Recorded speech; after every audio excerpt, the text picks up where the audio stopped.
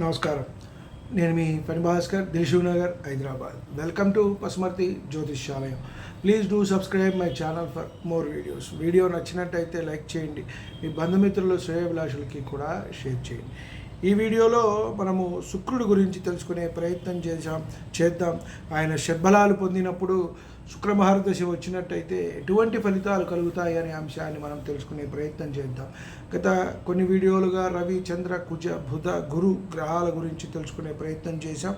ఈ వీడియోలో శుక్రుడు, వచ్చే వీడియోలో శని తెలుసుకున్నట్టయితే ఈ సప్తగ్రహాలు షడ్బలాలు పొందినప్పుడు ఎటువంటి ఫలితాలు ఇస్తాయి అనే అంశాన్ని మనము తెలుసుకునే ప్రయత్నం ఎందుకంటే షడ్బలాలు పరిశీలన చెయ్యందే ఒక గ్రహం ఎలాంటి ఫలితం ఇస్తుంది ఆ మహర్దశ వచ్చినప్పుడు అనే అంశాన్ని చెప్పటం మనకు కష్టం.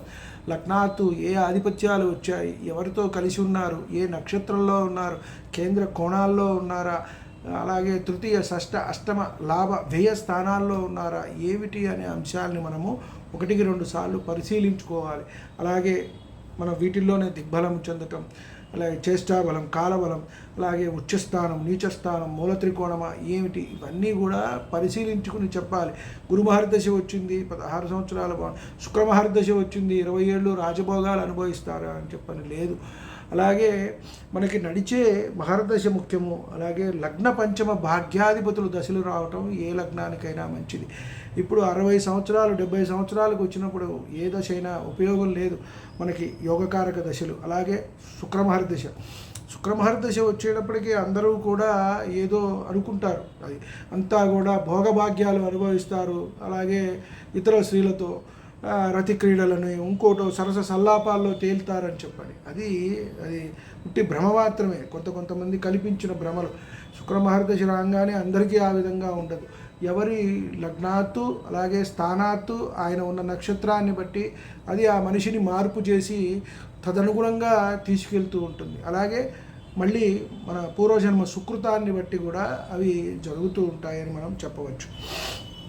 ముఖ్యంగా ఇలాంటివి ఎక్కువగా ఉంటాయి. భోగభాగ్యాలు, వాహనాలు, మంచి వసతులు, మంచి భోజనము, కాలానికి అన్నీ కూడా అందటము, ధనధాన్యాలు, భోగాలు, భాగ్యాలు ఇవన్నీ ఉంటాయి. అంతేగాని అది ఎక్కువగా ఊహించుకోవడం ఇట్లా అనేది ఉండదు. మళ్ళీ అక్కడ రాహుతో కలిసినప్పుడు అవన్నీ నిర్వీర్యం అయిపోయి చెడు వ్యసనాలు, చెడు స్త్రీలతో పరిచయాలు ఇట్లా పాడైపోవటం కూడా ఉంటుంది. కాబట్టి స్థానాన్ని బట్టి, ఆయన ఉన్న నక్షత్రాన్ని బట్టి, స్థితిని బట్టి, ఎక్కడ ఉన్నారు అనే దాన్ని బట్టి మనము చెప్పవలసి ఉంటుంది. అలాగే ముఖ్యంగా ఈ వీడియోలో శుక్రుడు షడ్బలాలు పొందినప్పుడు శుక్రమహర్దశలో కలిగే అంశాల గురించి మనము తెలుసుకునే ప్రయత్నం చేద్దాం. ఉచ్చలో ఉన్న శుక్రుని దశలో విలాసవతి అయిన భార్యతో మనకి మంచి వివాహం జరగటము, భోగాలు మనం కొంత చూస్తూ ఉంటాము. భార్య చాలా ధనం తీసుకొచ్చిందిరా వీడికి అని చెప్పని చెబుతూ ఉంటారు. భార్య వల్ల వీడు సంపన్నుడయ్యారు అని చెప్పని చెప్తూ ఉంటారు. కొంతమందికి అలా జరుగుతూ ఉంటుంది.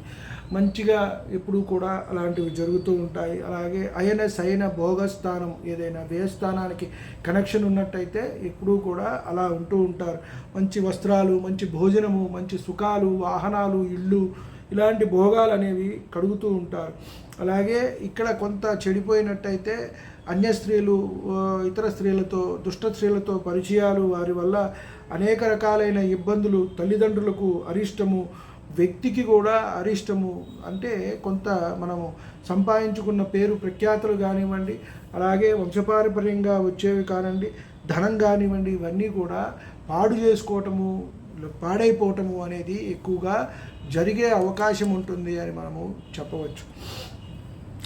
అలాగే స్థానబలం కలిగిన శుక్రదశలో మంచి రాజ సన్మానము, మంచి భూషణాలు, విశేషంగా మనం చూసుకున్నట్టయితే బుధ, గురు, శుక్ర ప్రభావం జ్యోతిష శాస్త్రానికి వైపు వెళ్ళే అవకాశం ఉంటుంది. పండితులు కూడా చూడండి, కొంతమంది మనం చూస్తూ ఉంటే వాళ్ళు చాలా హడావిడి చేస్తూ ఉంటారు. అది ఈ గ్రహ ప్రభావం వల్ల, అంటే అలా కనబడుతుంది, శుక్రుని వల్ల అలా కనబడుతుంది.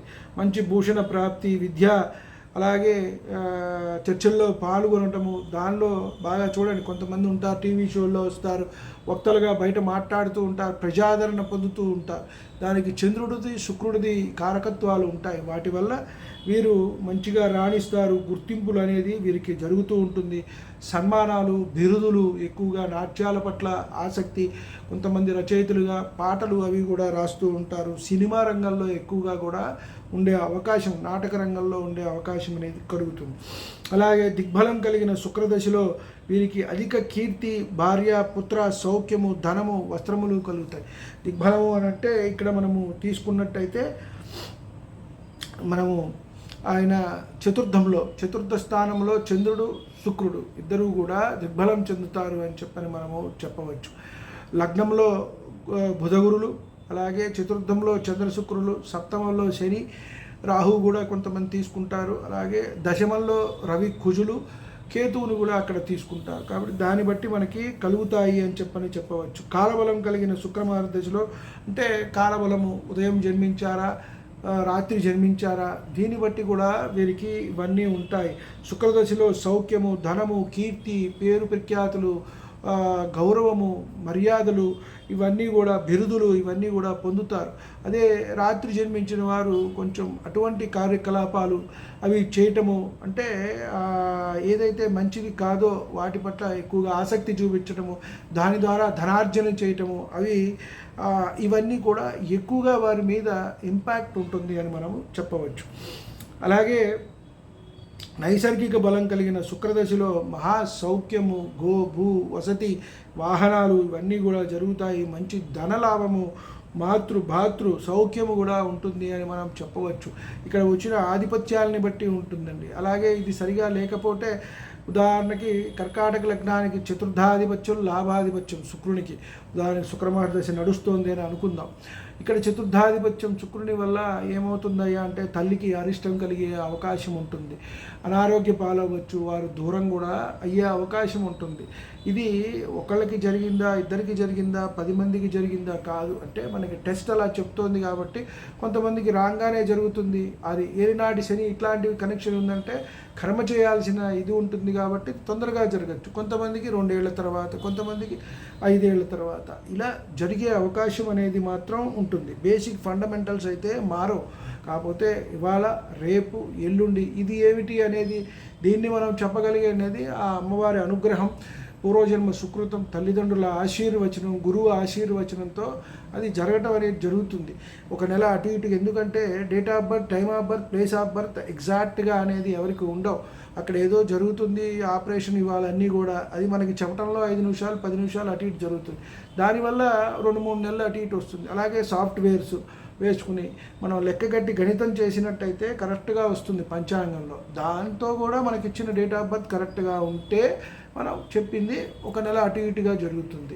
ఎందువల్ల అయ్యా అంటే అది మనకి ఆ కాలము ఎక్కడ ఏ ప్రాంతం నుంచి ఉంది, దీని అడ్జస్ట్మెంట్స్తో కొంత అది హెచ్చుతగ్గులయ్యే అవకాశం ఉంటుంది. ఒక నెల అటు ఇటుగా, 10 రోజులు అటు ఇటుగా.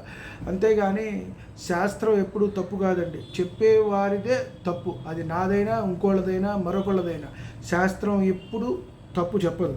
అలాగే చేష్టాబలం కలిగిన శుక్రుని వల్ల రాజ్యప్రాప్తి, రాజ్యపూజ్యము, వాహన ప్రాప్తి, విచిత్ర వస్త్ర ఆభరణములు, రాజ్యము ఇవన్నీ కూడా ప్రాప్తిస్తాయి. అలాగే మనం చూసుకున్నట్టయితే శుభగ్రహాలు ఉదయం పూట ఎక్కువగా ఇవిగా ఉంటాయి. గురువు, శుక్రుడు, బుధుడు. బుధుడు ఎల్లవేళలా మంచిదే, పగలైనా రాత్రి అయినా. వీరు పొద్దున పూట ఎక్కువగా ఇస్తూ ఉంటారు. ఇక్కడ రవి, గురువు, శుక్రుడు వీరి వల్ల. అలాగే పాపగ్రహాలు రాహుకేతువులు, శని, చంద్రుడు వీరు రాత్రిపూట జన్మించిన వారి మీద ఎక్కువగా ప్రభావం చూపిస్తూ ఉంటాయి. అలాగే దృగ్బలం కలిగిన శుక్రుని దశలో యజ్ఞ యాగాది పుణ్యకర్మలు, విద్యా విలాసములు, శయ్య, పట్టు వస్త్రములు, సౌఖ్యము, రాజ్యాభిషేకాలు ఇవన్నీ జరుగుతాయి. ఒకవేళ అవి లేని పక్షంలో ఎక్కువగా కలహాలు, అలాగే భార్యతో గొడవలు, అన్య స్త్రీలతో, ఇతర స్త్రీలతో, లేదా ఉద్యోగంలో అయినా పై అధికారులు మన ఆడవాళ్ళు ఉన్నట్టయితే వారితో, కింద వారితో, ఇలాంటివన్నీ కూడా మనకి గొడవలు అనేవి వస్తూ ఉంటాయి. ఉచ్చరాశి మీనరాశిలో ఉన్నప్పుడు అద్భుతమైన ఫలితాలు ఇవ్వటం, కన్యారాశిలో నీచపడతారు. మళ్ళీ మనం నవాంశలో కూడా మనం పరిశీలన చేయాలి. ఎక్కడ ఉచ్చపడ్డప్పటికీ రాశి చక్రంలో బలం కోల్పోయి నీచపడ్డప్పటికీ నవాంశలో ఉచ్చపడినట్టయితే మనకి శుభ ఫలితాలే ఇస్తాయి అని మనకి చెప్పడం జరిగింది పరాశరుల వారు. కాబట్టి ఈ ప్రామాణికమైన ఈ మన షడ్బలాలు పరిశీలన చేసిన పిమ్మటే ఒక మహర్దశలో ఒక వ్యక్తికి ఎటువంటి ఫలితాలు ఇస్తాయి అయ్యాయా అని మనం చెప్పవచ్చు. అంతేగాని నీకు శుక్ర మహర్దశ వచ్చింది అదిరిపోయింది, శని మహర్దశ వచ్చింది పడిపోతావు, బుధ మహర్దశ వచ్చింది ఇలా ఉంటుంది, రాహు మహర్దశ, కొన్ని మహర్దశలు ఉన్నాయి. శని, రాహు, కేతు ఈ మూడు కొంత ఇబ్బంది పెడతాయి. ఉన్న లగ్నాతు కొంచెం ఆధిపత్యాలు మంచిగా వచ్చి స్థానం మంచిగా ఉన్నట్టయితే అవి తగ్గుతాయి. అలాగే రవి మహర్దశ అంటే అందరికీ రాజకీయ యోగం వచ్చేసేది, అందరికీ పై అధికారులు ఐఏఎస్లు ఐపీఎస్లు గవర్నమెంట్ ఉద్యోగాలు రావు. ఇట్లా మనం అన్నీ కూడా పరిశీలన చేసిన పిమ్మటనే మనము చెప్పవలసి ఉంటుంది. లేని పక్షంలో నోటికల్లా వచ్చింది చెప్పేసేయటం, ఏదో ఛానల్ వాళ్ళు పిలిచారనో లేదో నాకు తోచిందనో ఎవరో అడిగారు ఒక 500 1000 రూపాయలు వారు కన్సల్టేషన్ గురుదక్షిణ ఇచ్చారని చెప్పినట్టయితే వాళ్ళని మభ్యపెట్టినట్టు అవుతుంది, అపోహల్లో ఉంచినట్టు అవుతుంది. కాబట్టి జ్యోతిష్యము ఇది ఒక శాస్త్రము, అలాగే వేదానికి ఒక అంగము. పార్వతీ పరమేశ్వరుల అనుగ్రహం వల్ల ఇది మంచిగా ఉండాలని, నలుగురికి ఉపయోగపడాలనే మనము ఏదైతే శాస్త్రం ప్రామాణికంగా చెప్పబడిందో అదే చెప్తూ ఉన్నాం. సర్వే జన సుఖినో భవంతు. శాంతి శాంతి శాంతి.